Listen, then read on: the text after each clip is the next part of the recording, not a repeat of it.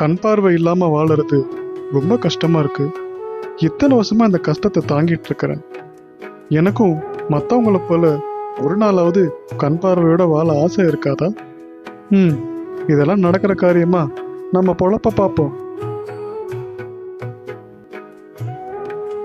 என்ன பெரியவரே, வேலை கிளம்பிட்டீங்களா? பார்த்து பத்திரமா போயிட்டு வாங்க, ஜாக்கிரதை. சரி முத்து.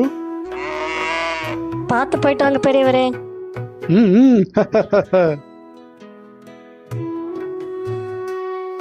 வாங்கம்மா வாங்க. உங்களுக்காக தான் இந்த மாலையை ஃப்ரெஷ்ஷா வச்சிருக்கேன். இன்னைக்கு வெள்ளிக்கிழமையாச்சு, சீக்கிரமா மாலையை வாங்கிட்டு போங்க, ரொம்ப நல்லது. இந்த மாலை எவ்வளவுங்க? இந்த மாலை 50 ரூபாம்மா. இந்தாங்க 50 ரூபா. எனக்கு கண்ணு தெரியாது, 50 ரூபா தானே? ஆமா பெரியவரே, 50 ரூபா தான்.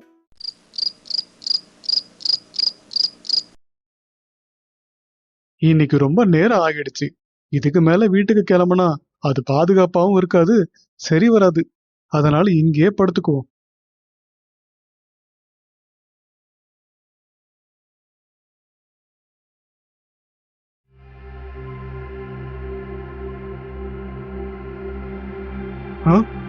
என்னது சத்தம்? விசித்திரமா இருக்கே.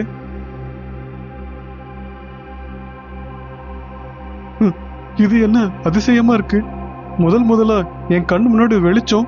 நான் இது வரைக்கும் பார்த்ததே இல்லையே. பயப்படாத, நான் கடவுள் தான் வந்திருக்கேன். உனக்கு ஏதோ தேவை இருக்கு, அது என்னன்னு சொல்லு. எனக்கு ஒரு சின்ன ஆசை கடவுளே. ஒரு நாளாவது பார்வையுள்ள மனுஷன்லாம் இந்த உலகத்தை பார்க்கணும், அவ்வளவுதான். அப்படியே ஆகட்டும்.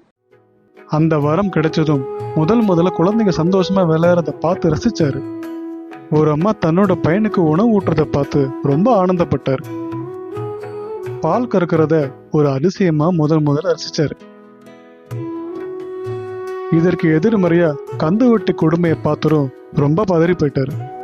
இதற்கு மேல ஒரு மாட்டுக்கு சும கொடுக்கணுமா அப்படின்னு ரொம்ப கோவப்பட்டார். பெத்தவங்களையே ரொம்ப கண்டிப்பா நடத்துறத பார்த்துட்டு மனசு உடைஞ்சிட்டாரு. கண் பார்வை இல்லாத பையனை பார்த்து ரொம்பவும் அனுதாபப்பட்டாரு. கடவுளே, நீ எங்க இருக்க? உன்னை நான் உடனே பார்க்கணும்.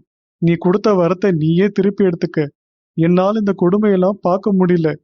சின்ன வயசுலயே கண் பார்வை இல்லாதது, பெத்தவங்களை கொடுமைப்படுத்துறது, மிருகங்களை வதப்படுத்துறது, கந்து வெட்டி கொடுமை, இதையெல்லாம் பார்த்து என்னால தாங்கவே முடியல. உனக்கு இதுதான் நிம்மதினா அப்படியே ஆகட்டும். ஆமா கடவுளே, எனக்கு அந்த வாழ்க்கையே போதும். அதுலதான் நான் நிம்மதியா இருக்கேன். உங்க கருணைக்கு ரொம்ப நன்றி.